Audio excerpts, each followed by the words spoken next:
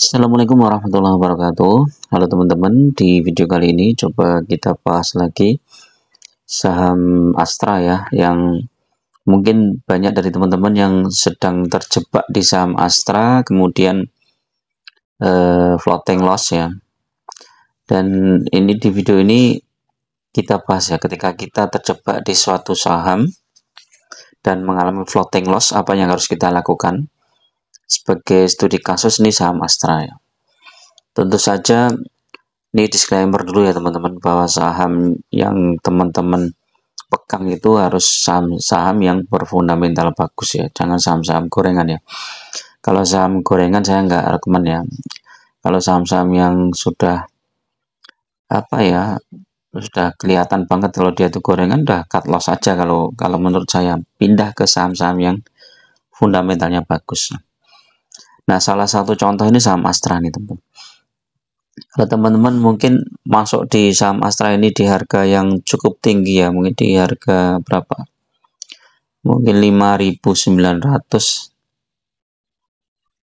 atau bahkan 6.000 ya. 6.900.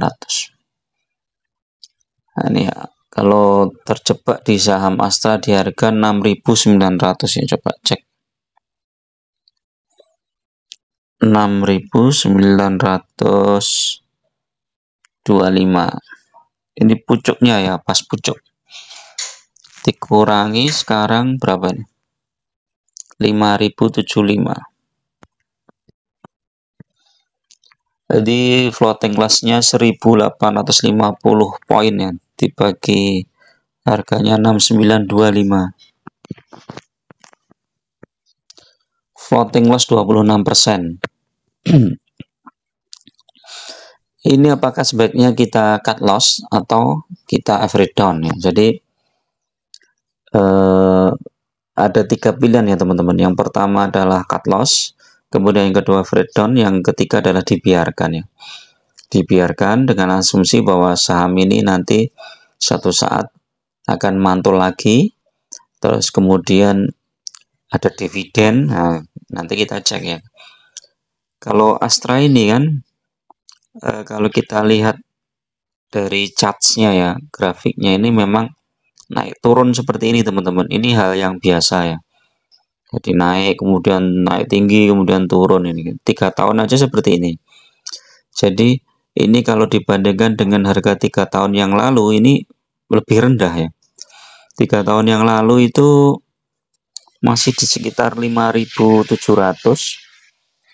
tapi sekarang sudah 5.075.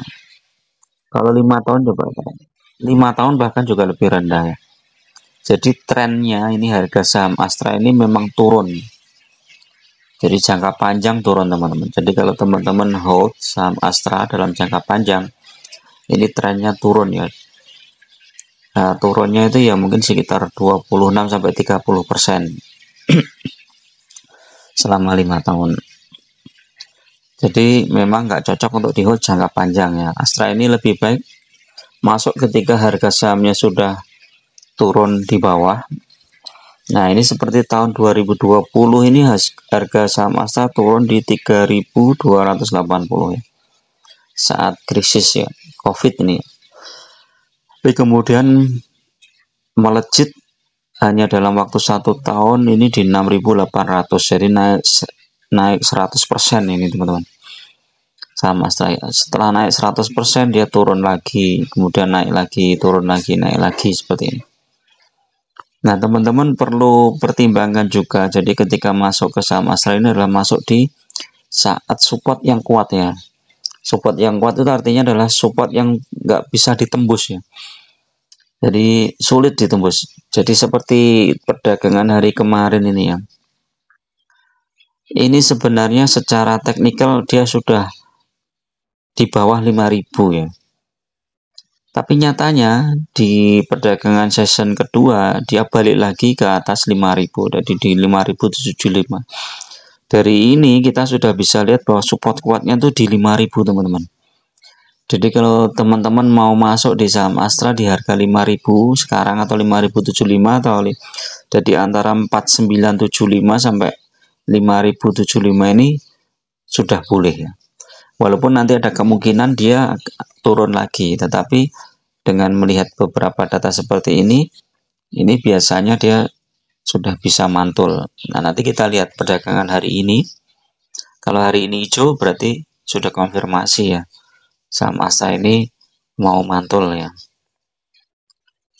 Nah, kalau kita lihat dari PBV-nya ini sudah 1,08, jadi sudah murah. PER-nya juga 6. Turnover-nya tuh besar banget ya Astra ini ya, termasuk ini salah satu saham yang turnover-nya besar ya. Ini 1,24 triliun ya dalam satu hari ya. Besar nih. Jadi kalau teman-teman taruh dana cukup besar di sini itu aman ya, karena mau dicairkan gampang. Ini kita lihat ya. Ini di 5050 ini ada 135.000 lot, di 5025 ada 168.000 lot. Ini memang dijaga ya, jangan sampai di bawah 5.000 ya. Ini kemarin mungkin pas nyentuh 5.000 itu sampai di harga berapa nih terendah? 4980 nih ya. Ini memang mungkin ada yang mengendaki saham Astra ini dibawa turun dulu ya. Siapa yang mengendaki ya? Yang mengendaki ya yang punya modal besar ya teman-teman. Jadi melihat potensi saham Astra ini karena sudah turun, dia pengennya beli lagi di harga bawah ya. Beli lagi di harga bawah, nanti saat mantul kan lumayan. Nah ini kan, kalau mantul nih saham Astra ini lumayan ini. 3 tahun ini juga.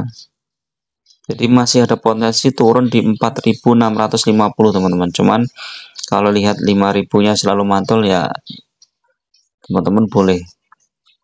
Nah, kalau teman-teman sudah punya di harga atas, kemudian average down ya. Ini untuk teman-teman yang punya modal ya. Average down di harga bawah. Misalnya tadi floating loss-nya berapa tadi? 30% ya, apa 26%? Anggap aja lah 30% ya. Dengan modal misalnya 100 lot. Terus kalau kita beli lagi 100 lot ya di harga yang sekarang, maka floating loss kita tuh tinggal 15%. Syaratnya adalah beli dengan jumlah lot yang sama yang kita punyai. Nah, akhirnya kita punya lot yang double ya. Dari 100 lot sekarang punya 200 lot. Dengan 200 lot, maka potensi dividen berikutnya adalah besar, teman-teman. Nah, ini sama Astra ini di bulan Mei ini kan potensi dividennya di tahun kemarin aja 552 ya. Tahun ini kemungkinan lebih besar ya kalau laporan triwulan keempat ini besar. Nah, ini teman-teman pentingnya nih berita ya. Kalau kita tahu, mungkin teman-teman yang punya orang dalam, orang dalam Astra ini kira-kira triwulan keempat ini laporannya naik apa turun ya. Kalau laporannya naik di atas triwulan ketiga, ini bagus banget nih Astra ini. Nah, otomatis nanti sahamnya bisa langsung rebound. Kalau pakai apa ya, dividen 552 ini aja udah 10% lebih ya. Tapi seharusnya ini dividennya lebih besar karena IPS-nya lebih besar ya, 800-an. Dan itu pun sudah dibagi juga di Oktober ya. Di Oktober ada interim tuh 98. Ini kalau di total dividennya Astra ini 552 ditambah 88 ya yang untuk tahun 2022 ini ya. Ini berapa ini? 600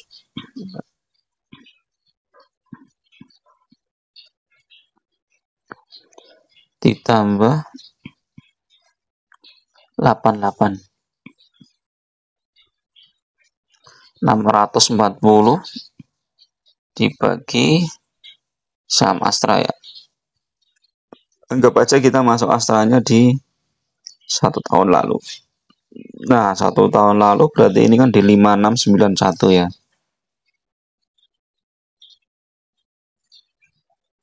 Ini udah 11% teman-teman.